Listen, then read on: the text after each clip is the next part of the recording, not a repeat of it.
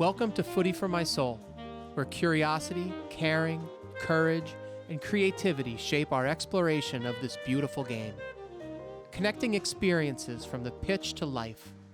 This is your space to learn and to be inspired. Whether you're a player, coach, parent, mentor, or anyone, let us enjoy this journey of beautiful growth.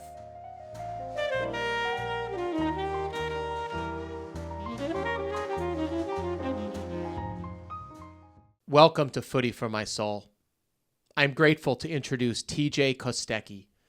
TJ has coached thousands of players and coaches around the world as lead innovator of Vision Training Soccer, a developmental program that empowers athletes to maximize their playing potential.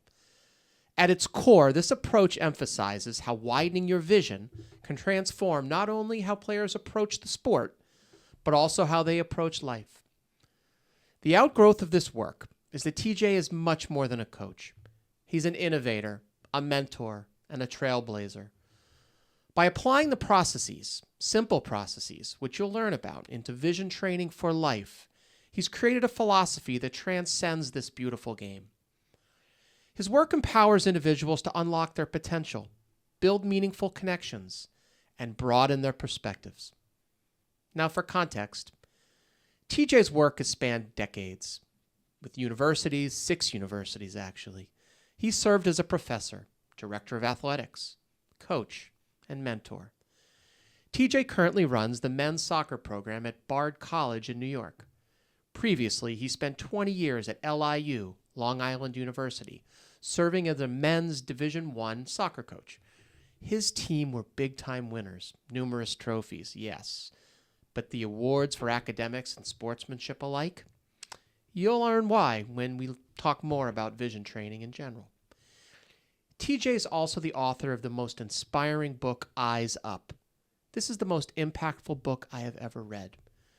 We learn how small shifts in perspective can have major impacts, helping individuals recognize new opportunities and achieve fulfillment in their careers, family life, personal growth. You're also a better footballer. By emphasizing real-time awareness and a growth mindset, TJ shares real examples of transformation, not just in the way we play soccer, but in the way we live our lives. This is truly the synthesis of success on the pitch and true joy in life. In this episode, we learn about his journey, his innovative coaching techniques, how they foster creativity, confidence, and decision-making, while helping players and coaches connect more deeply with the game and with each other. His work through Vision Training Soccer has taken him all over the globe, conducting leadership seminars and workshops in countries such as Iceland, Ukraine, Costa Rica, Jamaica, keeps going. His contributions to this sport have been recognized with honors, many honors, including induction into the Ukrainian Sports Hall of Fame. It's eye-opening as TJ's philosophy of perception as the foundation for success has redefined soccer and will continue to inspire personal growth for years to come for many, many people. As we dive into the transformative power of vision training, I hope you enjoy TJ's stories, from impacting the greatest American footballers ever to play, to influencing many football organizations all over the planet. Look, if you're a coach, a player, a parent, really anybody, I really hope you enjoy this Footy for My Soul experience. Now, please subscribe to our channels. Your support lets us continue to do this work as a service, not only to the soccer community, but to everybody that really cares about the things that we're looking to accomplish and make the beautiful game more beautiful. Without further ado, let's get started. Our experience with TJ Kostecky begins now. TJ Kostecky, welcome to Footy for My Soul. Justin, what a joy to be here with you. Thank you so much for inviting me. I am deeply grateful that you will be a meaningful part of what we are building and hopefully continue to impact people with Footy for My Soul. So thank you. Appreciate you. Vision training. There's vision training on the pitch, and then there's vision training impacting life. Yes. Take us through the journey of when did you figure out, or what moment did things change where it was, this doesn't only create great players and great teams and great people on your teams as a coach, but transformative globally as well? Take us through that journey. Great question. So the field to life, basically, I think, right? Is that your question? Well, I was doing vision training for decades, many decades, and I was doing a coaching course on vision training, a licensed course that I ran out in Bakersfield, California. And we were in the classroom after we had done work on the field, and the coaches were already building a habit of scanning and looking, playing with their eyes up. And I'm on the board and doing some reminders, and one of the coaches says, TJ, vision training soccer, taking looks, scanning, gathering information is just like life. I go, what do you mean? Well, you want to make informed decisions. So at that time, or soon after, I came up with the 5 Ps: perceive, process, plan, perform, and persist. This is on the pitch. The most important is perception. The wider, the brighter, the deeper your perception on the field, your ability to process, right? Abstract a lot of information, plan, perform, and persistence, the habit loop. When you're persistent about scanning, you're gathering real-time information and making the best decisions, right? So he says to me, well, that's life. If we do that in life, and if we're perceptive, we're open, we're looking around, we're gathering information, and we're able to make the most informed decisions if we're always scanning and open. Let's start on the pitch. Okay. A player that was my idol as a kid, I believe was still the greatest central midfielder. Some will say Pulisic's the greatest attacker of all time in the States. I won't argue with that. Okay, yeah. However, from a distributing, eyes up, scanning the pitch, making players around them better, Claudio Reyna was one of my idols as a kid. He's somebody that you've impacted as a coach and a mentor at a young age. Tell us that story. I had the privilege of coaching Claudio when he was 13 to 15 years old on the state team in New Jersey. At that time, there were no academy teams, MLS academy teams whatsoever. So the ODP level was really the stepping stone to the national team. And Claudio was a great player. His father's from Argentina. Mm-hmm. And as a youth player, he would go down and train in the summer with the Boca Junior Youth Academy, Argentine Academy. So he was already a gifted player. His vision was really good, and certainly in this space, maybe another 10, 15 yards. And what I would do with him is I would say to him, Claudio, can you find a player that's 30 plus yards away from you with a 1 or 2 touch pass? And to be able to do that, he had to look at second, third options, right? Different layers on the pitch. And it was a real privilege to work with him and have that opportunity to really help him with his journey. Now, that was many years ago. Now, the transferability of this to other players and other sports. We're going to get to sports and then life in a minute. Okay. But let's talk about within the soccer context. Sure. Learning that awareness, that head on a swivel, becoming that sort of a player. How hard is that? Like, that's something that coaches say to do. Check your shoulder. It's got to be that easy. That's very top level, right? I mean, really superficial. How deep does this really get into the vision training and how someone like Claudio would have embraced it, and then other players? Well, vision is the missing link in our developmental model in our country. Mm-hmm. We are teaching technique, we're teaching tactics, we're doing the physical, we're doing the psychological part, but we're not actually training players to scan and to make informed decisions. We remind them, perhaps, and we're talking to them, like you said, make sure your eyes are up or make sure you're taking a look over your shoulder, but it's not part of our formal curriculum. Vision training soccer, which is what we've been doing for, now it's 4 decades, by the way, is about adding into every exercise and drill that you do the importance of vision. Because if you don't see, then the decisions you're going to make, or if you can't see as much as you're able to see because you're not practicing it, your decisions are going to be limited. So it's really crucial and important to build that habit. is to constantly be doing it. So to look at if you're a soccer coach, for example, soccer coaches that are watching this, to reevaluate your exercises that you're doing right now, not throw them away because they're very useful. And there's some phenomenal coaches, I'm sure they're going to be listening to this podcast, and some youth coaches. But are you training vision? Can you take an exercise that you're doing, instead of having your players dribble with their eyes down, because if they dribble their eyes down, they're going to build the habit of eyes down, correct? Can you change it and tweak it so that players are now looking around and you're developing the habit, which we call the myelin sheath, that it becomes automatic. And when it becomes automatic, you don't have to think about it. I've read many books that I thought transformed me. And I read it like, that's great, but this is the one book in my life. It's called Eyes Up. This is written by our guest, TJ Kostecky. And for context, and I want to get to this because it's the impact of what you're talking about on the field for the coach, transferring that to life. Sure. So I love this book, Ego is the Enemy by Ryan Holiday, because how that meant to me about checking yourself at the door, right, and your ego. And we spoke on another podcast about shoeless soccer and the impact on the field. Exceptional books in the walks of life, the walks of football. This book is the greatest single bit of writing which I listened to in my life. Oh my goodness. It explains the transferability from the field to life. Now, you spoke about the coach. That coach now is a mentor to the player. They're helping them become better on the pitch for better outcomes. I think this helps them become a better person and transformative. So I'm going to go back to the first question now that we've spoken a few minutes.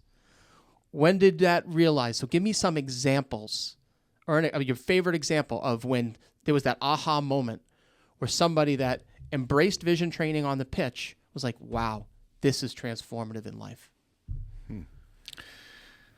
Well, I think what the answer to that is, players that I've had the privilege of coaching in my career that have gone out and have gone into communities and have introduced this concept and changed communities. That's been really the impact of this work, because the impact of vision is empowering people, isn't it? Yep. When you give someone when you have a vision where you empower someone to think about their vision on the pitch and in life, now you empower them. They start believing in themselves and help them believe. Belief is one of the greatest indicators of success in any field that we do in life, is the belief part.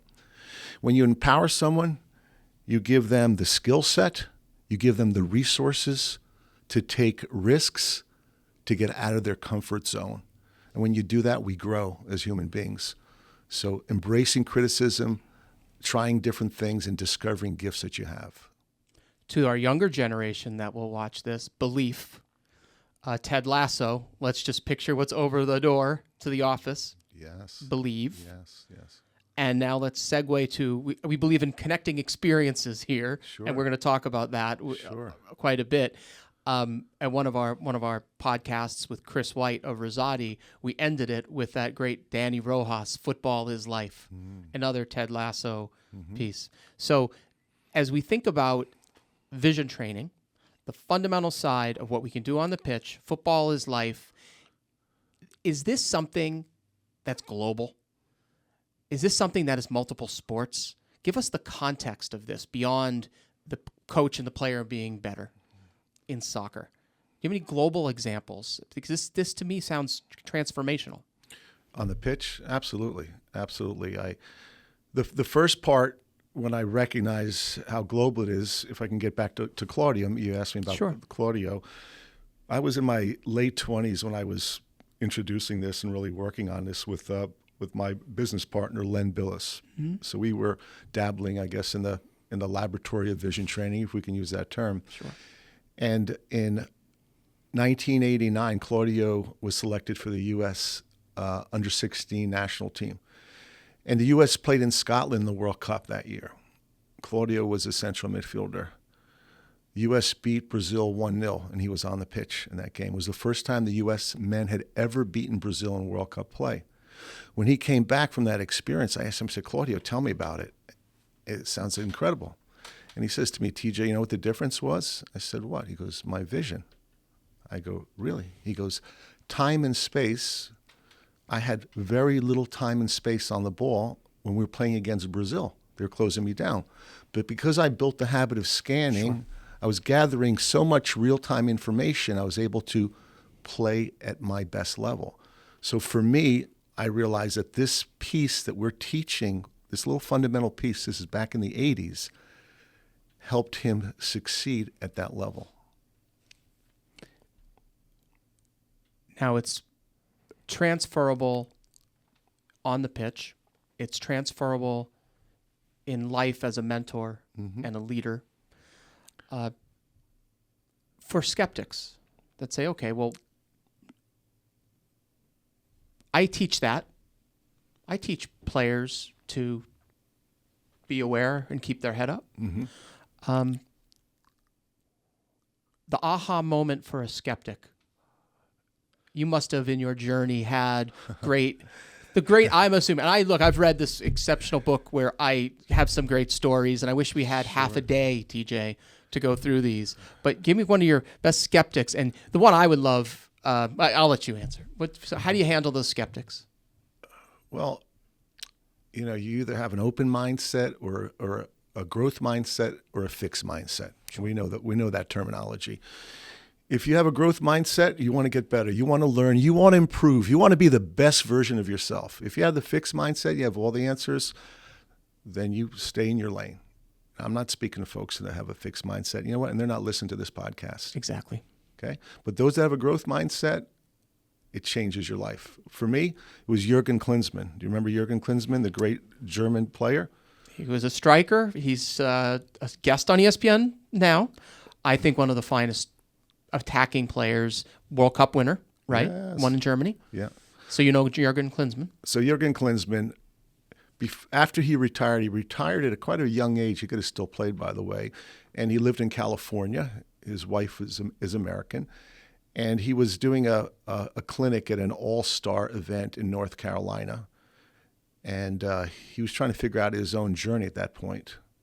This is before he coached the U.S. men's World Cup team and the German team. After he did this clinic, I came up to him and I introduced myself and I connected with him. I said, I really admired how you played, the choices you made, your ability to see and scan before you scored goals. And I told him about some of the work that I was doing in vision training. And he says to me, what are you doing for lunch? I said, I don't have any plans. He goes, I want to hear more about what you're doing. I said, really? He goes, yeah, come with me. Join me for lunch. So he took me out to lunch. And we sat down, and he leaned in after we ate lunch and says, tell me, how do you apply these ideas on vision training? Because I've had this. I grew up scanning when I played football. But how do you teach it? So I showed Jürgen Klinsmann the different steps of scanning, of how to add that within a training session, within the training session that he did, how to get players to take peeks, how to eliminate the noise, how to reward players by looking. So designing exercises that are about scanning and rewarding players. So it becomes a habit, and it's automatic. You don't have to remind people. And he asked for my coaching manual. I had a coaching manual that I put together just for youth players. It was very, very simple. And I sent it. And Jürgen adopted this information when he was coaching afterwards as well. So that's probably one of the examples. Wow. Now you have been a coach. You're still a coach. Yes. At Bard College. Yeah. But a good, I want to say, 20 years almost at Long Island University. Mm-hmm. It's a Division I program for those listening outside of the Northeast. That's in the New York area, right? We've got people listening all over the world, so I love giving context where we're at. LIU was one of the top programs I had the privilege of coaching. The first Herman Award winner, Dov Marcus, in the 1960s, scored 35 goals in 12 games at LIU. So I was a caretaker of this incredible program. Yeah. And don't take the college players that have embraced vision training, and it's beyond understanding the 5 Ps. Right. Yeah. And it's beyond the look, listen, and learn, which are big core fundaments of kind of the thesis, that what drives vision training, right? Correct. But so they're great players. And then the players become leaders. If I were to ask one of your players now, someone that played for you 20 years ago, vision training, what is it? What do you think they'd say? It's the ability for me to make the most informed decisions on the pitch and in my life. And if they were to, say, sample them, I remember there's a great story in the book when LIU, you left LIU and the team, they changed the structure of the team. It was your last season. And you asked the players, because you had that group knew it was the last season there, right? And you asked all of your alumni. Yeah, you give me chills right now. Chills. I had chills reading this, and the alumni would send notes, and you read those notes game on game. Okay? That is what's transformational. Okay? So if we can get into the soul of parent coaches and the clubs out there that want to do more. Sure. Right? Sure. And they say, TJ, and they had a chance to sit in my seat and ask the question, say, I want to do more for my players. I care so deeply, absolutely. Not only on the pitch, but off the pitch. Absolutely. What is my steps? What do I need to do to embrace it? Sure. Phenomenal. You did your homework, by the way. I love this book, TJ. Young man, you did your homework. Young man, we're about the same age, but anyway.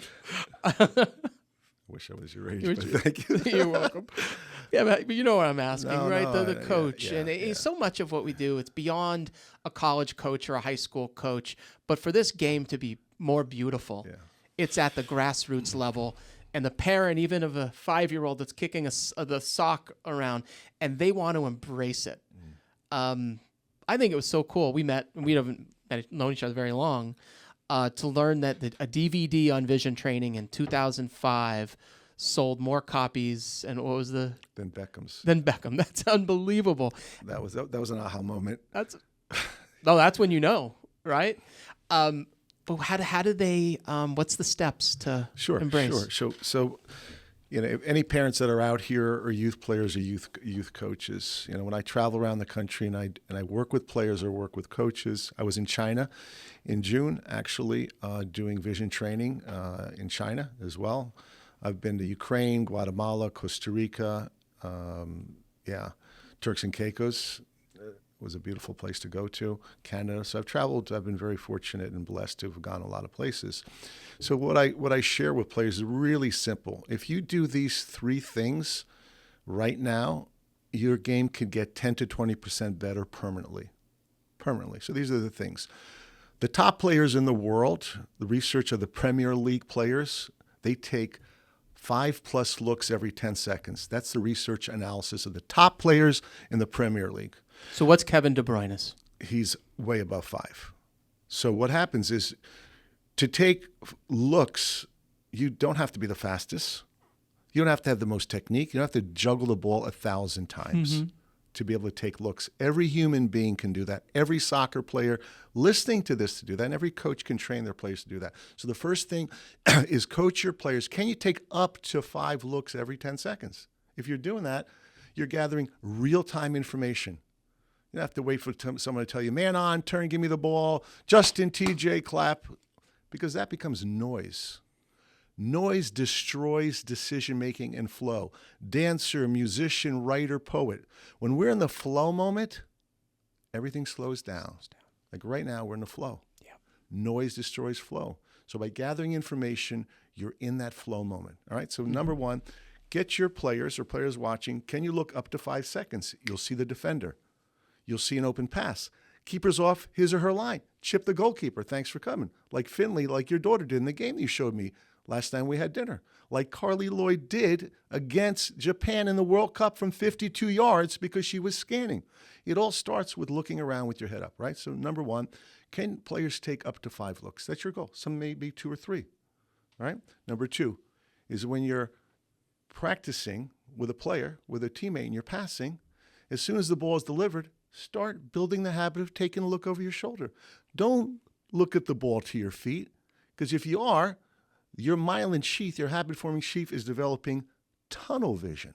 All right? As soon as the ball's touched, gather information. So now in a match, when you deliver me the ball, and I see Cobra and you're our cameraman off camera pressuring me, I could now turn or play a ball back or do whatever it is, as opposed to playing the ball back because you're yelling at me man on. Sure. How limiting is that, right?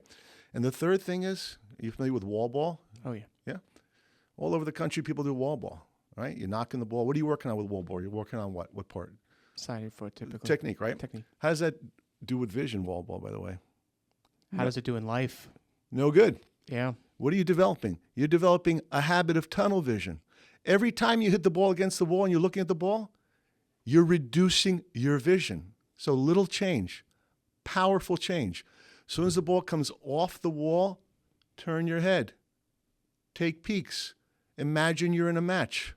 You do that 3-4 times a week. You hit 200 to 300 balls, and then go to training and watch what your coach is going to say. How did you become so informed? How are you reading pressure? How are you understanding what's going on in you? You do those 3 things permanently, your game gets 10 to 20% better. So to that young player at any age, how does that make them a better person? So how do we translate those techniques, right? It's not long a technique. It's rewiring your brain, rewiring your muscle memory. Love it. Okay. Great. So there's perception. Yeah. There's other P's there. Yeah. Okay. Right. So and that's what's interesting. It's taking that foundation into the other P's, other life. Into how do you life. yeah, go ahead. So this is how we do it. When we gather information on the pitch, what are we doing? We're learning, right? We're learning. So in life, this is how the 5 P's works. Again, the 5 are perceive, process, plan, perform, persist. By perception, this is what I mean. I mean, judge less, accept more. Why? Since the origin of man and woman, right, fight or flight, we're constantly judging for our own safety. Mm-hmm. If we didn't, we wouldn't be here. We'd be extinct. Is that fair, right? Absolutely. So the challenge is too often when we meet someone, we put them in a box, Justin. Exactly. Wait, we put blinders on, right? And we have these preconceived notions. So eyes up, and the 5 P's is take away the blinders. Lean in, look, listen, and learn. When I'm doing that, I realize that every human being is a tapestry of beauty, and every human being has something I could learn. And I'm doing that, I'm gathering information, right? And when I'm gathering information, I'm moving forward in life. So that's how we apply the 5 P's on the pitch into life. You're a massively humble person. I'd like you to put more of a chip on the shoulder on this one, okay? Is vision training in soccer, football, vision training in life, would you perceive it, would you characterize it as evolutionary or revolutionary? You understand the question? One more time, please. Vision training, football, and vision training, life. Is it evolutionary? It's an incremental, right? Soccer, you can get a little bit better. You don't have to change what you're doing. You can get better, and you'll have better outcomes. Vision training, life, is it I'm a better person, or am I fundamentally different? So, I mean, from my perspective, I have an opinion on this, and this is about you, not about me, so I'm not going to share my opinion on this, but do you think vision training, it's just decades, impacted tens of thousands, millions potentially someday, right? Is it evolutionary or revolutionary? Evolutionary. Vision training is evolution. Vision training is transferable to other sports. Why was Tom Brady in his 40s winning a Super Bowl in football?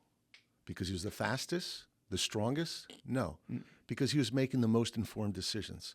Why was he making the most informed decisions? His ability to collect data quickly and make that most informed decision.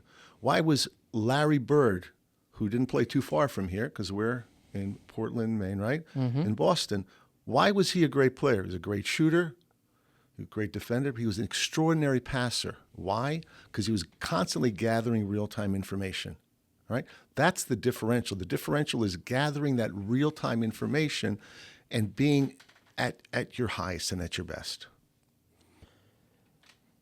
That's the evolution. That's the evolution.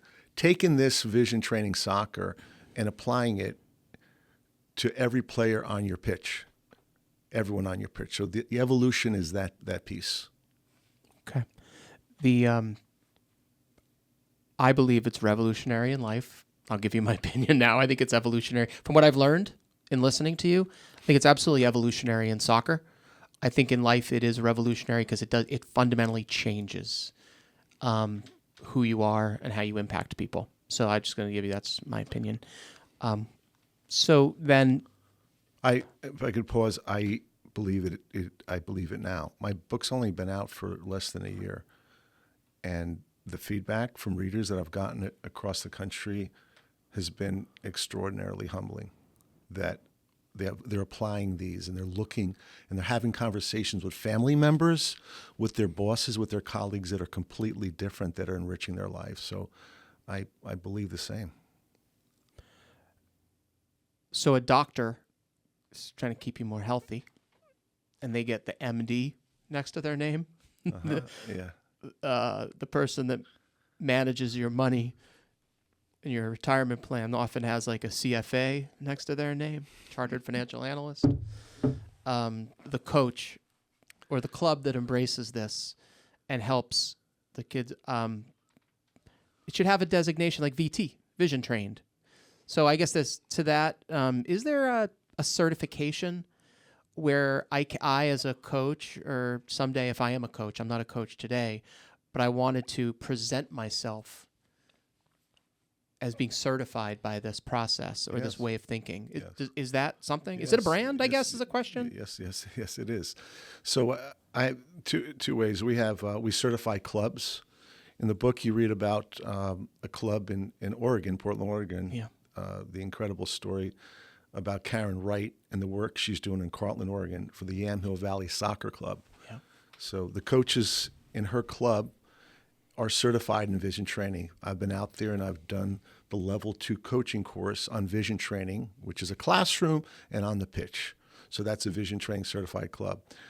Oregon Youth Soccer, for the Oregon Youth Soccer, I've done a vision training coaching course for coaches in Oregon that attended, state coaches from all over Oregon.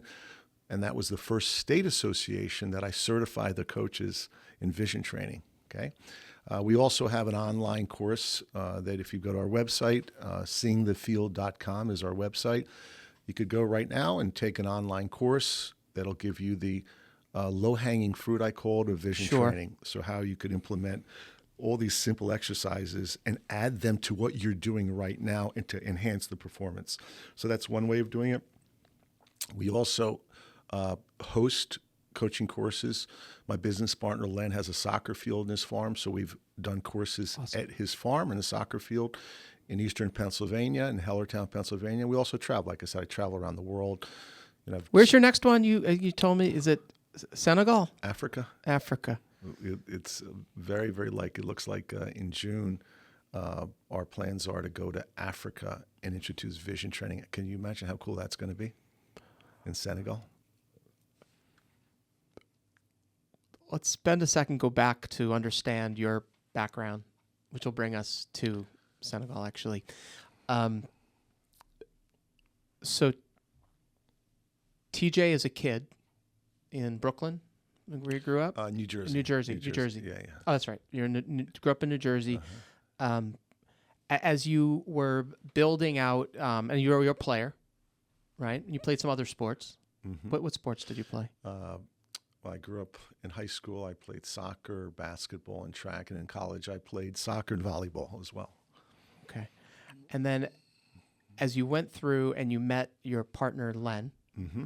It's a great story in the book, and you realize that this was vision training becomes really your life that you build around. So as a coach and an athletic director, I guess, at one point, mm-hmm. How much of the success of your on the field and then the gratitude or the pride you have in your players that become contributors to society, right? They get jobs, they have families and kids.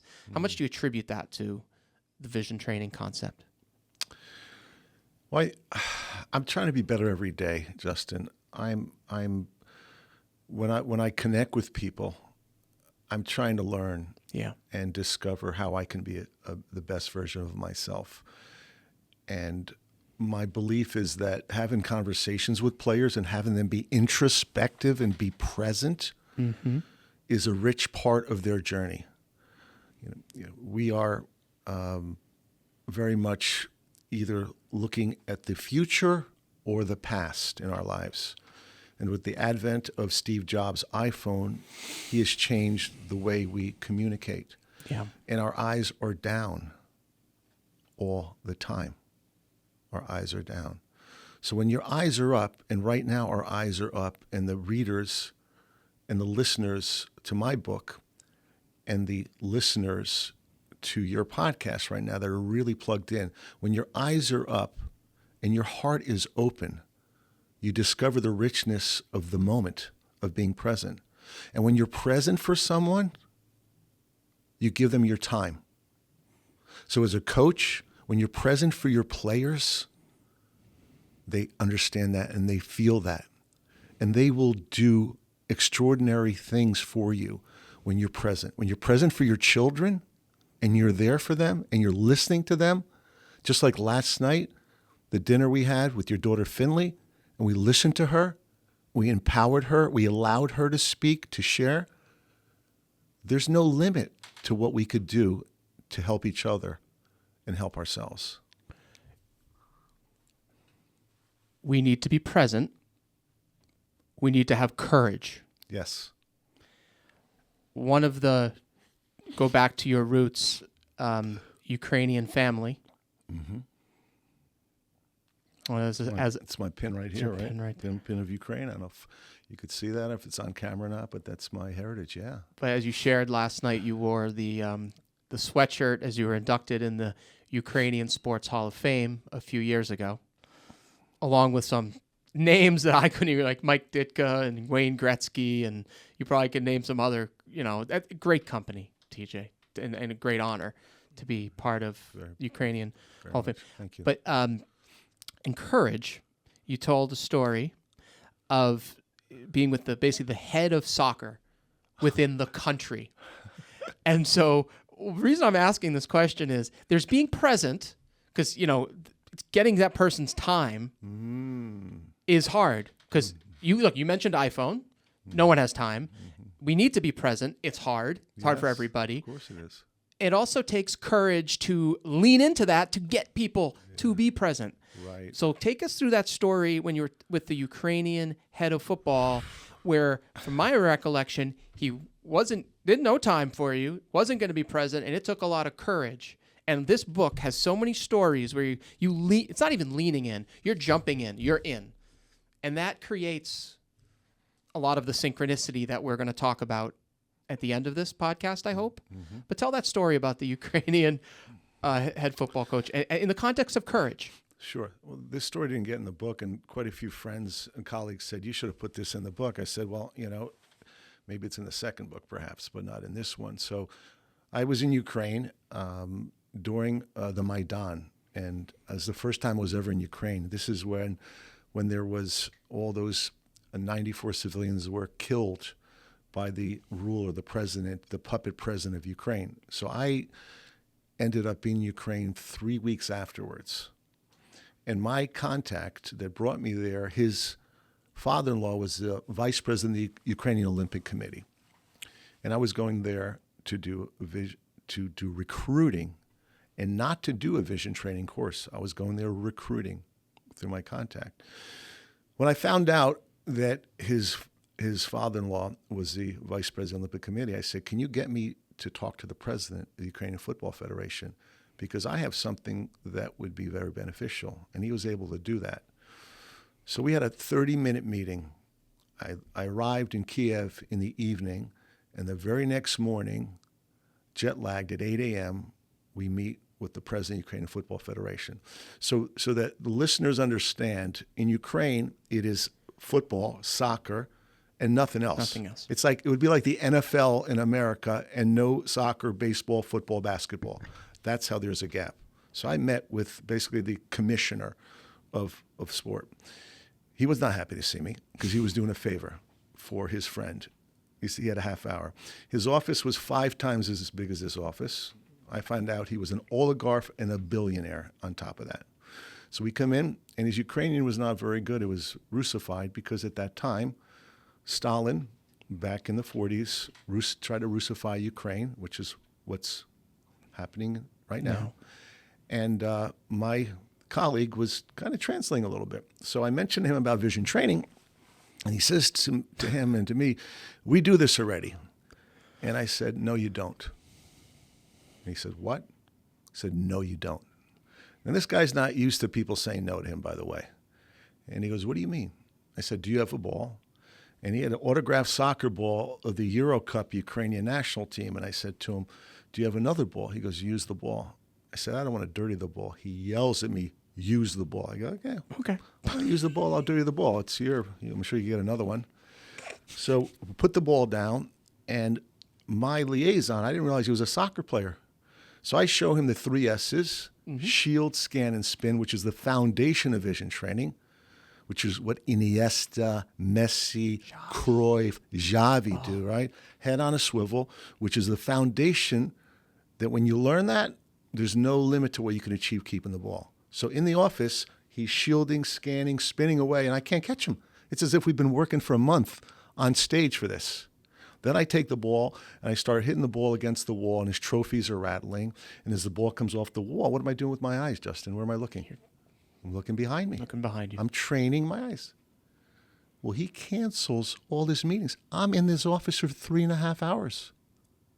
He calls up after lunch, Zirka Football Club, which is essentially like the Revolution or the Red Bull Academy in Ukraine, and says, "Tomorrow morning, I'm going to have an American coach. He's going to license all of you in vision training. Make sure you're there." And the next morning, I licensed the Zirka Football Club in vision training. How did that make you feel? Like I was making a difference. Like I was making a difference in their game and making a difference in their life.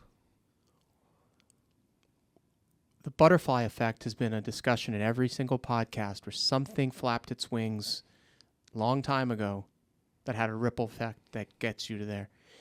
If you can reflect for a minute, sitting in front of a billionaire, changing his perception, and then changing the lives of a soccer federation, how they coach. That's a moment to not pat yourself on the back, but just reflect. Who flapped their wings to give you the courage to create something, to then have the courage to say to an oligarch, "No, you don't"? That takes a lot of courage. Why'd you do it? Who ultimately impacted you? Reflect back on what got you to that place. Because that's a defining moment to me when I listen to that. I mean, sometimes there's a defining moment. It's good to stop and say, what the hell did you do? Who impacted this? It was my grandfather. When I was 12 years old, my grandfather, who was Ukrainian, who survived the Holodomor, Stalin's Holodomor, starvation, he sat me down in New York, in Queens, in his apartment, and he looks at me and says, "Someday you're going to be the president." And I laughed. And then he leaned in a little bit closer, and he said, "No, someday you're going to be the president." And Justin, I didn't laugh the second time, man. I got it. He saw something in me, whatever it was at 12 years old, a little bit more than I saw in myself. And that part of that journey, I talk about it in Eyes Up, in the leadership workshops I do for students, for high school students, for college students, in the corporate world, for amateur teams, about the power of belief. When you believe in someone and say, "I see you can do that you can accomplish it, I believe in you," is a transformational statement. So that courage came from my grandfather saying, "I believe in you." And everyone that's listening to this podcast, and your daughter was such a great example last night, was such a joy hearing her story at 17 years old, is that we all have the confidence within ourselves. And when you have something to offer that is good, I believe we have a responsibility to share it. Everyone, no matter how old you are. My 2 daughters, Kate and Caroline, they're younger than me. They mentor me. They are my mentors, and they're less than half my age. That element of service as a responsibility is something that your daughters I think they've lived it with you, and that is that ripple effect into their lives. Any advice for the parent that has the young boy and girl that wants to be the next Marta or Messi? Sure. The advice, and the reason I ask this is a lot of our other podcasts, when we're asking it, so much of this world is it's either a push or a pull. And we know the pulls end up being successful because no one wants to be forced anything. So I guess part of the advice would be for parents helping the youth today where there's limited time, so many distractions. How do we help them? What advice do you have for them? Ask questions. How did you feel? Do you enjoy playing after a game? I talk about in Eyes Up about my daughter, Caroline. Caroline was a college player, and she was a very good high school player and a very good club player. She played for PDA, which is those that know football in America. On the women's side, it's arguably the best women's club, or one of the best in the country. They've put out Carly Lloyd was a PDA player, right, and many, many others, Tobin Heath and so on and so forth. And after the soccer games, when I would go to the games, by the way, nobody knew that I was a coach. I would wear maybe something like this. I was in the background. I just listened and watched, and I applauded and cheered at the right moments. I never gave information. I never gave instruction as a parent, ever whatsoever. I was never going to be trying to be the micromanaging my daughter's journey, because it's her journey. And after the car ride, when we would go after the game and the car ride home, we would just sit there and I'd let her talk. I wouldn't grill her. I wouldn't tell her what she's doing right or wrong. And I'd ask her how she felt, and we talk about the game and how she felt she did. How'd you play? Regardless of the result. I never ask players if they won or they lost, ever. I always ask, how did you play? And you know what everybody else always tells you? That they won or they lost. Right. And my comment back, I always do this, and I taught sports psych, philosophy of coaching at LIU as well, besides coaching for 20 years, and I coach future coaches. In my class were 3 future Olympic medalists. One of them won the gold medal for Canada this past year, was a student in my class. Okay, and we would talk about, how did it feel? How did you play? And now you start thinking, well, I could have done better, or I did well, but the other team was better. Or I didn't do as well. I could have played better, this, that, the other team, but we were stronger. We did get a result. So it's about your performance, the things we can and can't control. We can't control results. We could always control our attitude, and we could always control our effort. We know that. That's a logical thing.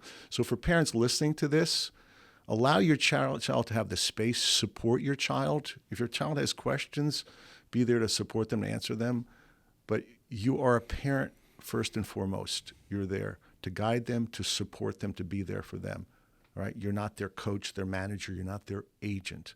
Well, let's continue on this path of parents for a second, because parents on the sidelines like to yell at the referees, and there's, sometimes, rarely, a time and a place, but for the most part, think about quiet on the pitch, the flow and the beauty of a quiet pitch. Yes, yes. As a coach with overbearing parents, maybe yelling at referees or yelling at their child, having decades of experience, how do you handle?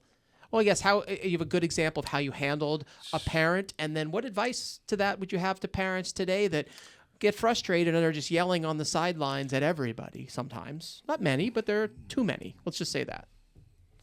When you yell at someone and you're criticizing someone, you're never going to get the outcome you want. You're never going to get the outcome you want. Referees are human beings. It's such an important part of this people. podcast is I would like a better connected experience between parents, coaches, players, and referees are part of the journey. And I think that's one of the questions, that parent-referee, parent-coach dynamic, on balance, is relatively unhealthy, in my opinion, or can be improved. Make the game more beautiful. That's why we do this. What would you recommend? Well, a couple things. One, think about yourself. Let's take a video camera and film you behaving, yelling at a referee, yelling at a young kid. And let's take a look at that and pause for a second. And let's show that to every friend, every relative, and everyone. That's not the image you want to be modeling and portraying for your kids ever. Ever, ever. That's the last thing you want to be doing. Where's the breakdown in the 5 Ps on that? The first, perception. Exactly. Wide, open, deep, and bright. Exactly. That's where the 5 Ps is. I'll give you a story. When I coached at Pfeiffer, North Carolina, and I went up to Appalachian State, my first year at Appalachian State, Division I coach, my first year, and I was very fortunate. I had a really great player that came in and scored 11 game-winning goals, a freshman for me, and he made me look really good because he was a tremendous finisher, Jordy Broder. Well, that year we went down to Winthrop, which was a top Division I team, and I showed up on the field. We were on the mountain in North Carolina, and I'd been out of that region. Before the game started, the head referee comes up to me and goes, "TJ, it's great to see you. We miss you."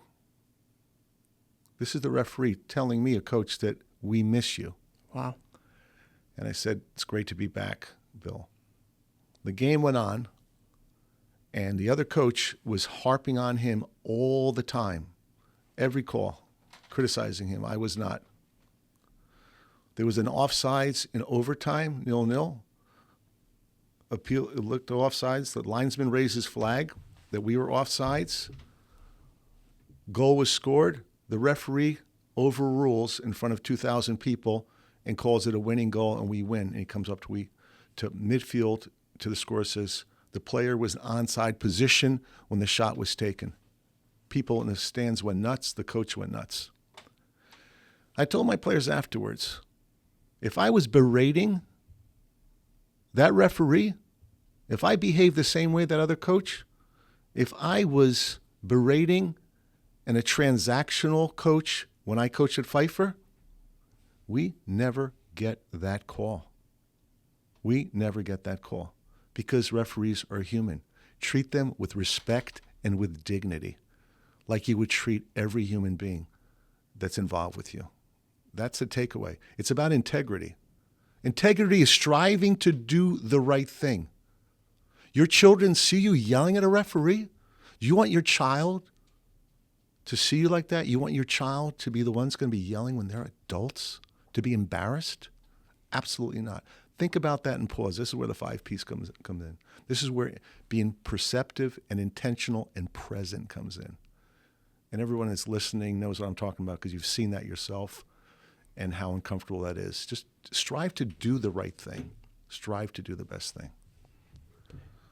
I believe, and I'll remind the details in the story, it was the last year at LIU, and in the championship, there was a call made where you would have won the championship, and someone came over to you and said, the referee made a mistake, and you had an opportunity to call the referee out, and you didn't, in a sign of humility. It was in the book. Oh, my gosh.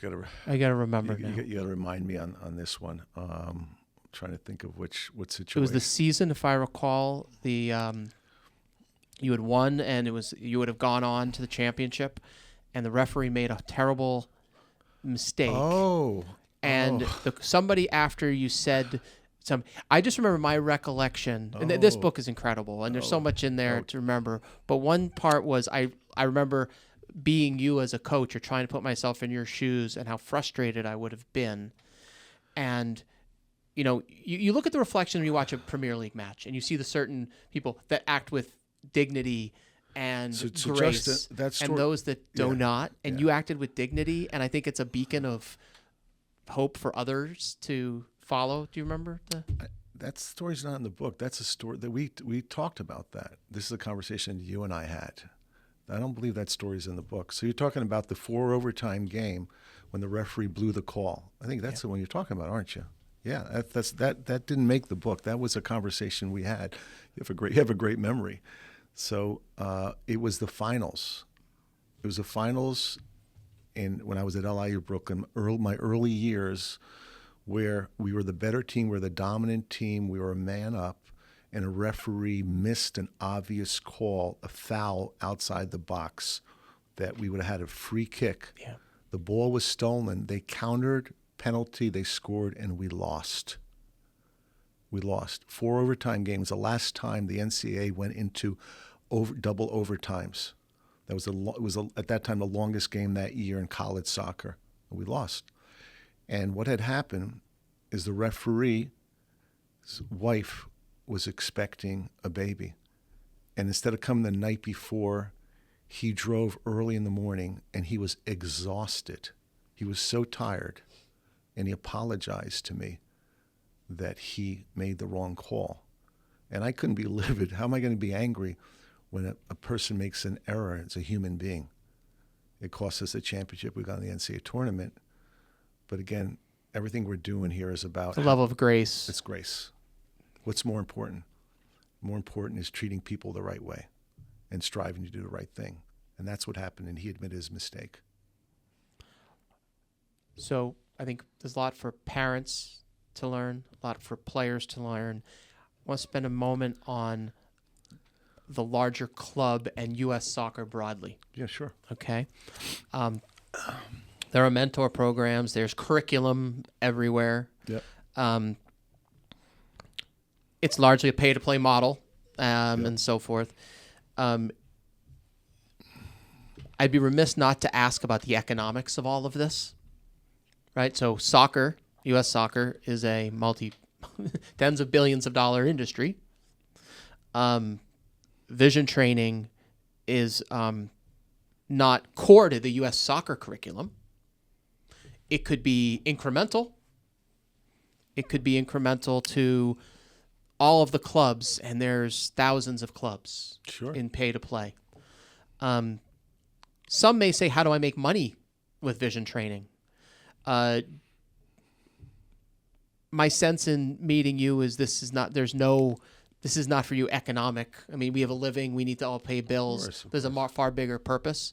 But if there are those listening that say, I want this, but I want to make money on this thing. How do you handle kind of that? Do clubs not embrace vision training because they struggle? They don't know how to make money with it? Is that a fair question?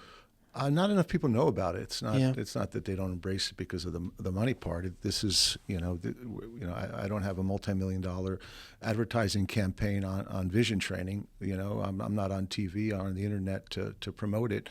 If I did, and if it was 30% of what it is, people would be buying it, right, and be doing it because of advertising. No, that's not the case. So in terms of how to monetize it, you apply things that are good in anything that you do, right? Whether it's your pitches, your curriculum, your training for coaches, the competition, the environment, the support, the mental health, the strength and conditioning. These are all different elements that clubs and coaches, resources that they have. Vision training is another resource. It's a very powerful resource, is what it is. It's a way to enhance what you do. You don't throw away the drill. I think earlier I said it's not about throwing away your drills that you're doing. The water. I think the baby in the water. I think that was a great example. Yes. Can you remind me that one? That was a good one. This is something we talked about earlier this morning. So think about a baby in a bathtub, and the dirty water is, think about a spring where the water keeps on coming through like a spring, and fresh water comes in all the time. So the baby is in there, but always with fresh water. That's what vision training is.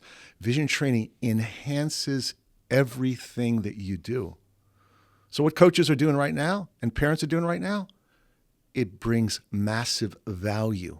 When you bring massive value... That's the economics. That was driving question on this. The economics of it. The economics of it by doing good, right? Yeah.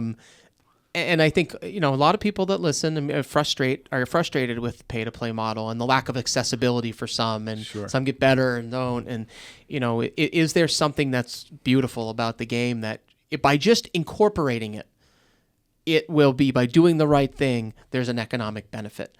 It's not a ploy. It's not a brand to say, oh, I do vision training because I want to make money. I do vision training. I embrace it because I care. And we do good by that. That was kind of the nature of the question. I mentioned the 10 to 20%, right? And I gave you some ideas to listeners what to do with their kids. Obviously, it's much greater in terms of our curriculum that parents. And in the book, I talk a little bit deeper about some of the exercises in the book. I'll give you an example about the 10 to 20%. I got a video 3 years ago from a player from California I was recruiting. He was a striker scoring goals all over the place, and we Zoomed. And I said, really love how you play and how are you scoring these goals? He says, well, you were in California at the ID clinic talking about vision training, and I was in your group. I go, what are you talking about? He goes, remember in California a year ago in the sun, it was so hot, we sat in the tree under the shade in the trees, and you were telling us to take 5. Look, this is a youth player. Wow. He goes, I applied all these ideas that you were talking about, and I scored 7 goals in 4 games in the Las Vegas Classic. My mom is from Guam. I'm now on the Guam U18 national team.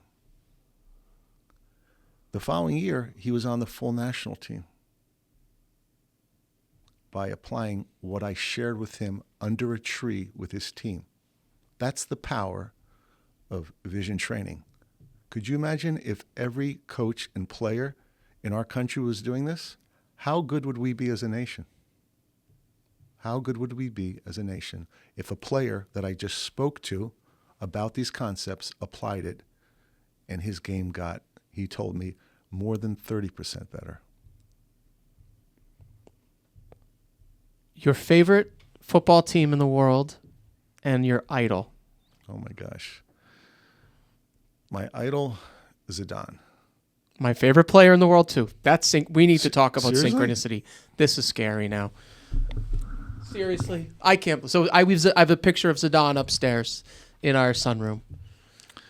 Okay, Zidane. The game he played before he got sent off against Italy, against Brazil. Yep. When he scored 2 goals. If you watch that game again, he was in a completely different flow from every player on the pitch in that World Cup semifinal. He was above everyone. His decisions were exquisite. Every decision he made, everyone was the right decision. He was in a completely different flow state. Was that your favorite team of all time as well? That year? That they were phenomenal. Yeah. Phenomenal. They were extraordinary.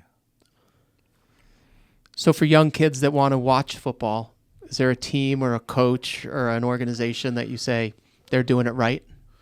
I think it's, good questions again. I think it's style of play. Who's innovative, who's problem solving, which teams are creative, because those are the skills that we want to also have in life, right? How we transfer those same skills into life. To me, those are the teams that I like to watch. I like to watch Dutch football, the Johan Cruyff, who was impacting Barcelona, who's impacting Pep Guardiola, who's impacting Man City. So those type of coaches and those type of teams, the way they play right now, not everyone's an MLS fan, but the LA Galaxy are playing that kind of football. So the coach of the LA Galaxy, and today is actually the final, right? No, tomorrow's Saturday. Tomorrow's the final game. So whenever this is going to be shown, they're the one team in the league. There's others that players are changing positions. They're independently figuring out the spaces on the field where it's really difficult to defend them. So look at teams that are organic and they're moving and they're problem solving. Those teams are the ones that have players that are constantly gathering real-time information. You want to be that player. You want to be that problem solver, that difference maker.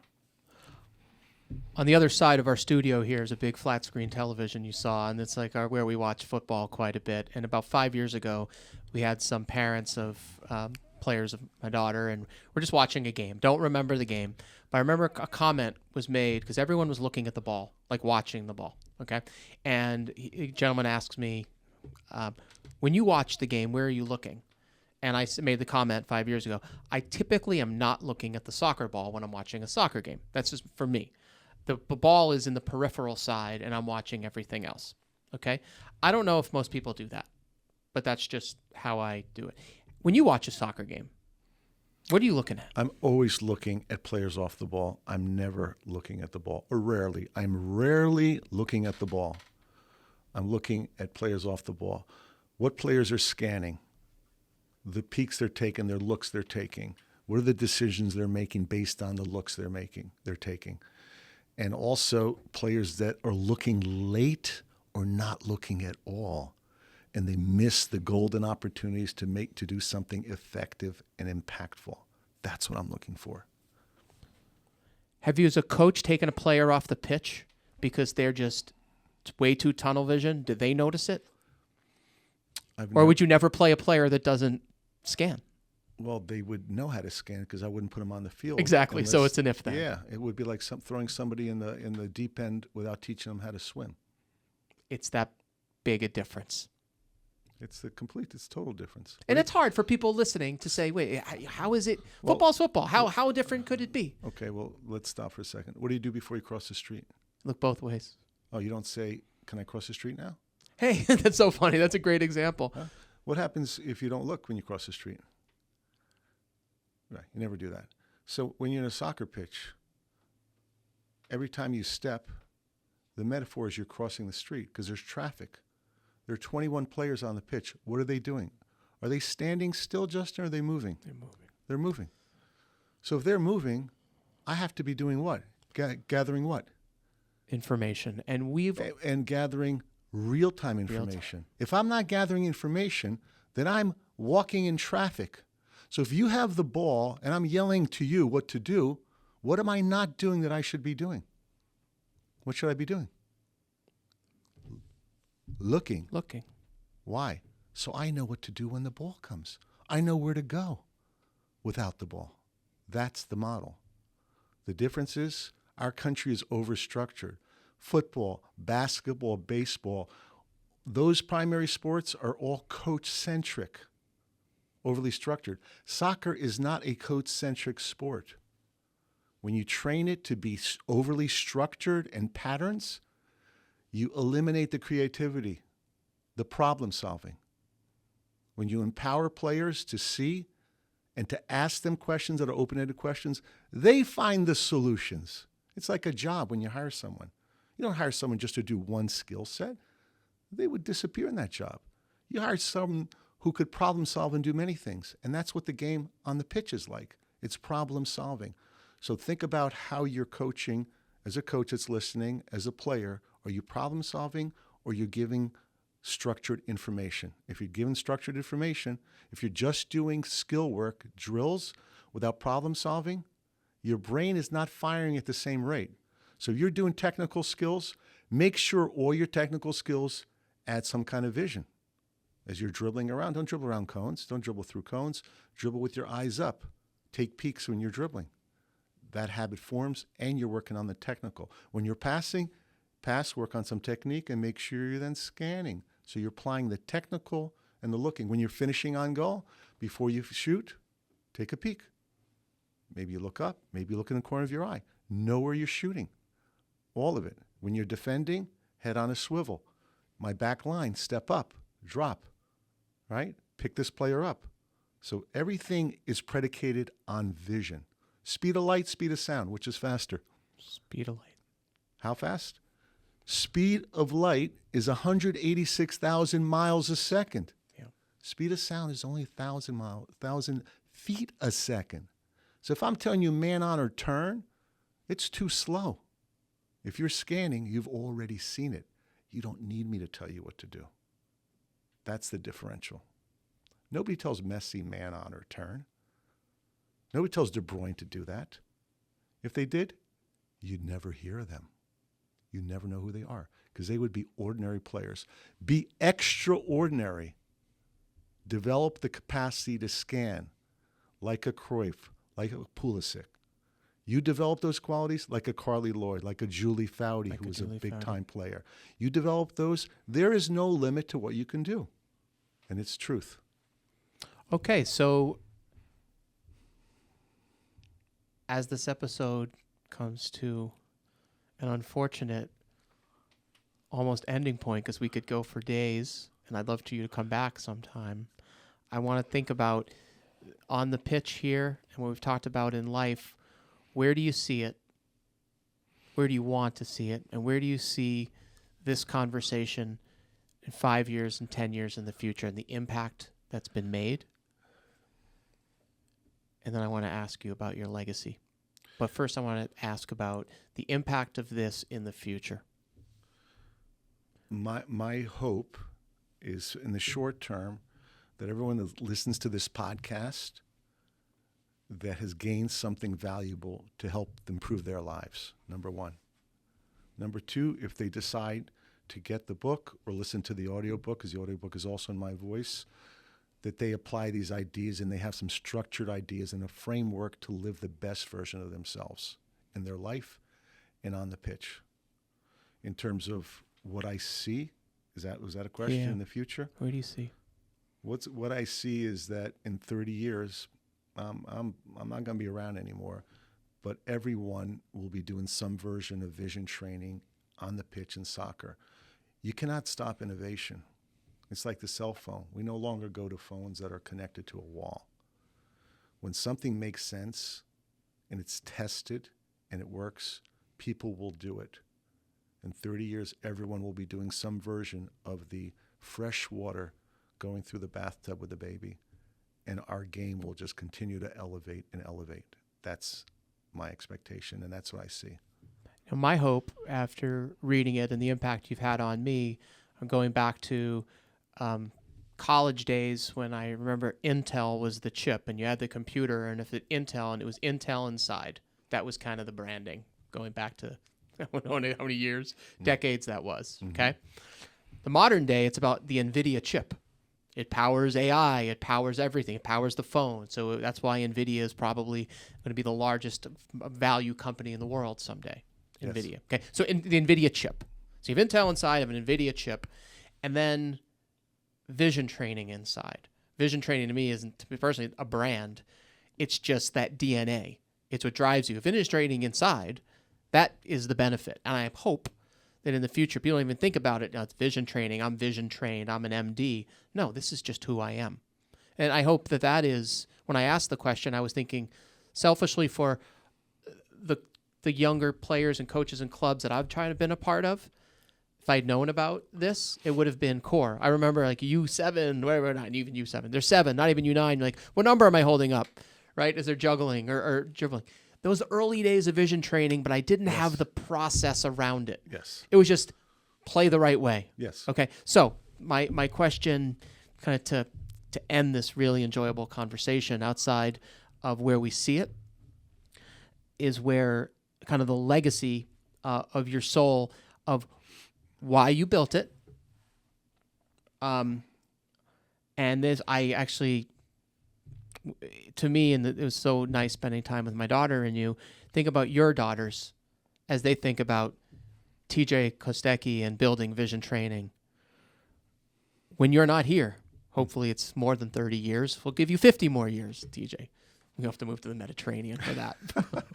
You'll be one of those centenarians, but we don't need to do the math. But, you know, for your soul and deep down building this, when you're remembered for your contribution to the sport and to life, set aside the word eyes up in the book and vision training the process. What's the impact that's most important to you? The impact that's most important is that each of us is important. And that everyone that you meet is important. And when we have that mindset, Justin, that every human we meet is important, we connect. And we lift each other up. And we find the best in each other.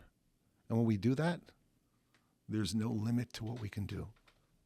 And there's no limit to what we can achieve together.